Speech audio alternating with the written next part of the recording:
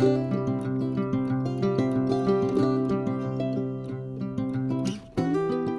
guys, and welcome back to Mojo Homestead.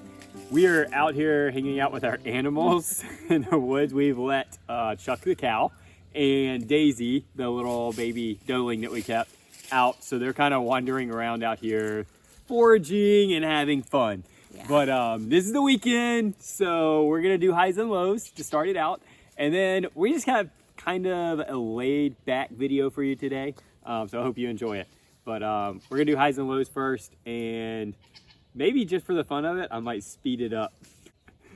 So. Yeah.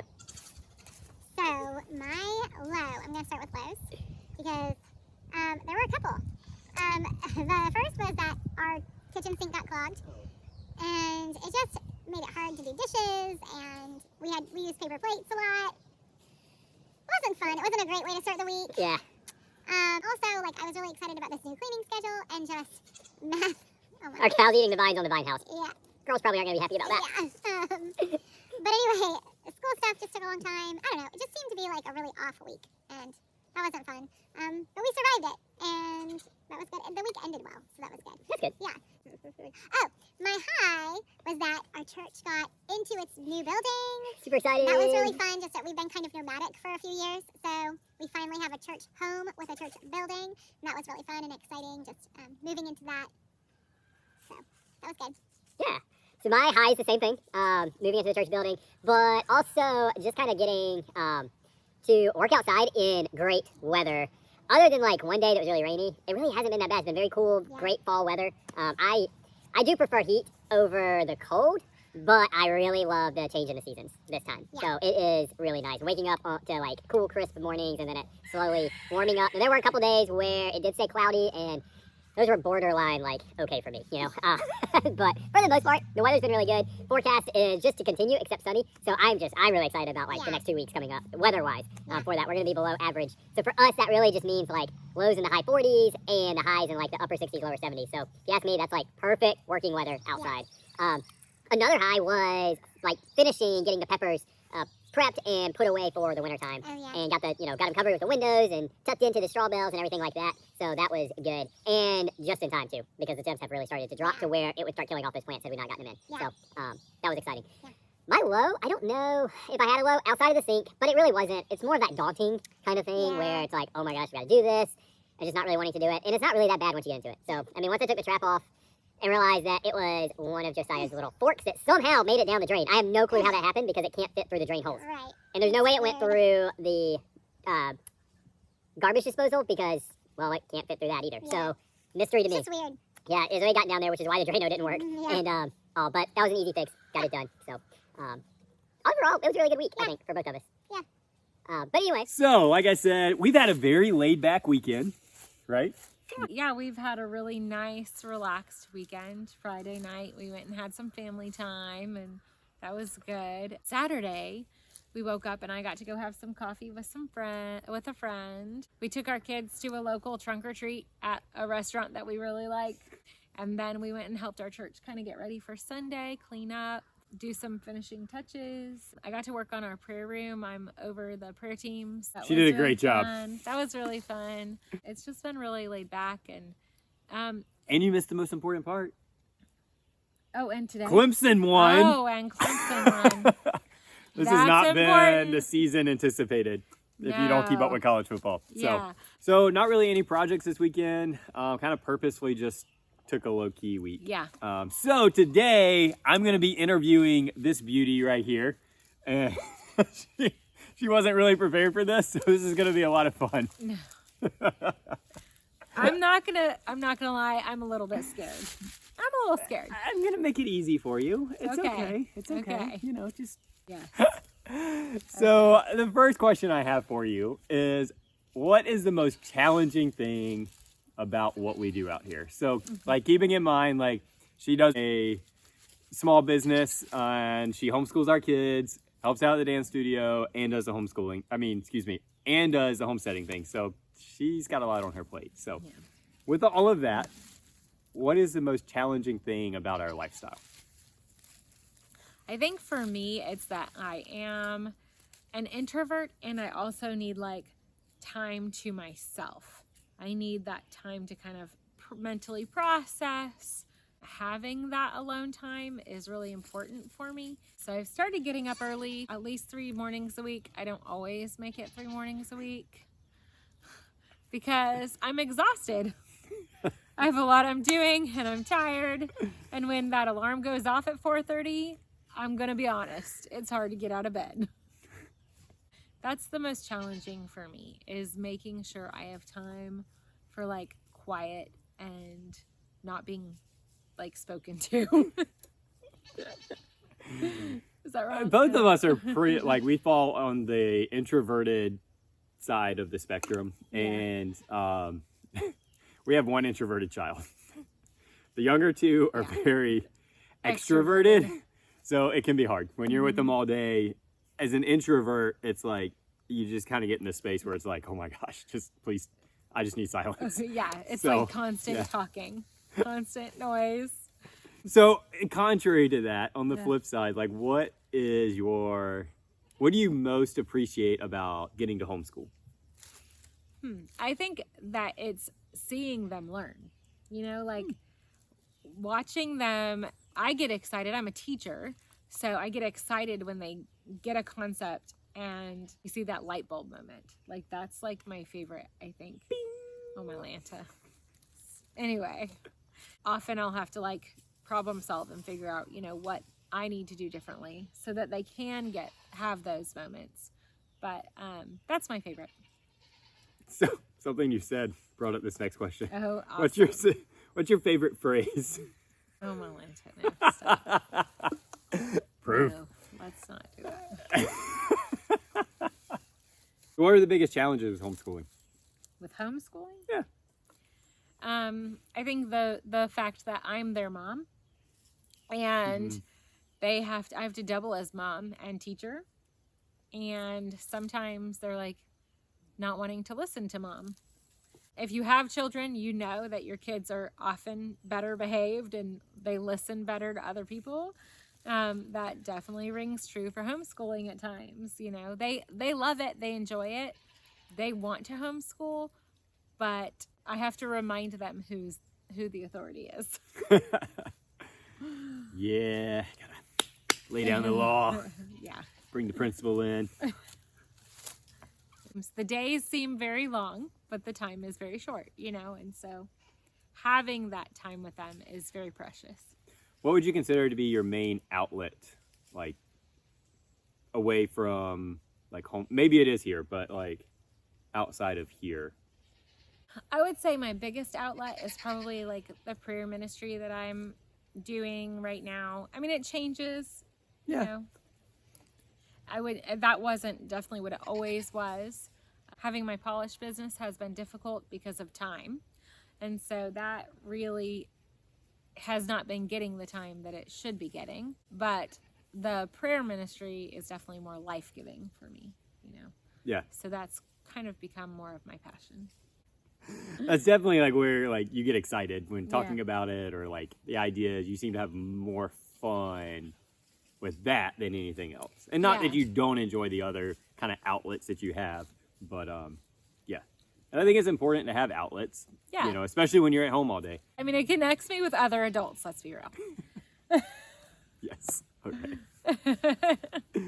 So on homesteading, what is your favorite thing that we grow? My favorite part of our garden is our strawberry patch. Like, hands down. That's the part that I've always been most excited about. It's the part that I love. I love that I start getting strawberries super early because it's an established bed. And we were picking strawberries, I mean, 1 or 2, but up until like 3 weeks ago. Yeah. So it's awesome. I love it. And it's very low maintenance, which is what I'm about. I'm like all about anything I don't have to tend to every day. Slugs are the biggest thing. Yeah, and I just put out some Sluggo and we're good to go. Now, outside of the garden, I would say definitely like the peppermint, the lavender, those things. Tea garden. The tea garden is like my second love. It's what I get excited about. Like I love looking up different blends and just seeing how we can preserve them and make our own tea blends. That's really fun for me. What is your biggest challenge with growing food? Like for you personally. For me personally, it's the fact that I love the garden and I love the idea of the garden, but I don't have the time to be in the garden doing as much as I'd like to do. Yeah. So, That is hard. Yeah. I want to be able to make all of our salsa and all of our ketchup and all of our, all the things. But the reality is I just don't have the time to do all the things. Yeah. But I also know, like, one thing I'm really excited about recently is that Josiah is 4, okay? So he's in a tough, high need season right now. But I know that it's all just a season. And so right now I'm preparing, I'm learning as much as I can. And then when things slow down a little bit and I have more time, I will be more prepared to do those things that I want to do. And right now I'm just trying to see it more as like, this is my time to experiment, my time to learn. And then one day I can do it all if I want to do it all. Your waiting room is your classroom. My waiting room is my classroom. It's like a quote that one of our favorite YouTubers that we follow says. So. Yeah. But it's a great great mentality to have. Yeah, and it helps get you through those hard seasons when you can't do everything that you want to do. Yeah. So what is, and I know the answer to this. This is kind of fun because some of these I don't know the answer to, but I know the answer to this. So what is your favorite animal that we have and why? My goats. I love my goats. And why? Oh my goodness. Why? All the reasons. Okay. So first of all, they are so cute. There's something about a goat face that like, I love it. Maybe I need to work on my goat face. Maybe. I'm a buck. Stop. Oh my gosh. No. Okay, so I've probably told this story like a million times, but the other night, Jeremy heard a weird sound in our goat pen, and I found out, and I was like, drop everything. I've got to go find out what's going on with my girl goats. So. Okay, hold on. Disclaimer here. I was like trying to get food or something, and I didn't have a flashlight, and it was dark. And out here, when it's dark, it's dark. Dark. So I knew that I couldn't go in there and really see anything. Oh, yeah. That's why I told her and sent her in. Yeah. And I knew it wasn't like a predator or anything in there. Right. And he was in the middle of feeding animals and stuff. So anyway, I go in with my flashlight. I open the little milk house door and I start calling them because I'm like, where are my girls? And I get closer to the milk house and Emily Rose just pokes her head out and looks at me and goes, nah. She's like, what do you need? We're in bed. Leave us alone. But I see this cute little goat face like peek out from the wall. And then all of a sudden they're all up and they're walking down their little steps and coming to hang out and see me. No, they were looking for treats. They were looking for grain. It's totally true. So they all came to me. I had to go get them grain. And I don't know. They're like her little kids. They I used to run outside. I have a treadmill, so I run inside now, but I used to run around the pen and stuff. And Esther, one of our goats, would trot with me, and I don't know. It's true. It's true. They like to be with you, but they're not overly annoying when you're not with them. They're also very independent. Yes, they're independent, but they're companionable. Yes. They're like, give me what I want. Okay, Yeah. love you, bye. And they're so cute. Stop. My gosh. Can't even. If you do not have goats, you don't know what he's doing right now, other than the fact that he We have a looks like short. an You can idiot. go check it out if you want to know what I'm Gosh. doing. Just check out the one that is Smiling Goat. All right, last question. Okay. Big finale. In the 3 years that we have been out here, what is your absolute most favorite Oh gosh. memory? Ironically enough, it's probably when I was working in the garden. I was on one side of the garden and he was on the other side, and he got a phone call. And this was this past Easter Saturday. And it was just this moment of like we found out about this poor little cow that had been orphaned, that was on the cusp and maybe not gonna live. And it was just this moment of like us looking at each other and knowing like we're doing this, like we're getting this cow, even though we'd always said we'd never have a cow. And just this moment of like understanding, like we're in now. We're all in. Like this homesteading thing, like, I don't know.